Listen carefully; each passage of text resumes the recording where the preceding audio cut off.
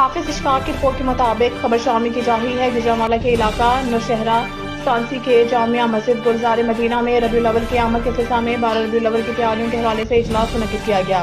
جس کی میزبانی علامہ الحافظ میاں غلام حسن حسانی صاحب نے کی اور علاقے کے تمام علماء کرام نے شرکت کی اور حضرت علامہ مفتی ظریف القادری صاحب نے خصوصی طور پر شرکت کی اور خطاب فرمایا۔ اس تقریب کے مہمان خصوصی پاکستان سنی تحریک کے مرکزی صدر حضرت علامہ ڈاکٹر زاہد حبیب قادری تھے۔ انہوں نے اپنے خطاب میں فرمایا کہ میلاد النبی کی محفلوں میں اور جلوس میں کوئی غیر شرعی کام نہ کیا جائے اور حکومت پاکستان جیسے محرم الحرام میں اہل تشریع کو سہولتیں فراہم کرتے ہیں، ایسی ہی سہولتیں 12 ربیع الاول کو اہل سنت کو بھی فراہم کی جائیں، کیونکہ سنی اکثریت میں ہونے کی وجہ سے اس کے زیادہ حقدار ہیں۔ اس موقع پر علامہ الحافظ میاں غلام حسن حسانی نے پاکستان سنی تحریک کے مرکزی رہنما حضرت علامہ مولانا ڈاکٹر زاہد حبیب قادری کی موجودگی میں باقاعدہ پاکستان سنی تحریک میں شمولیت اختیار کی اور زاہد حبیب قادری نے انہیں پاکستان سنی تحریک علماء کونسل کا ممبر بنانے کا اعلان کیا۔ کیمرہ مین سہیل مہر کے ساتھ حافظ اشفاق، نیوز 4 گجرانوالہ۔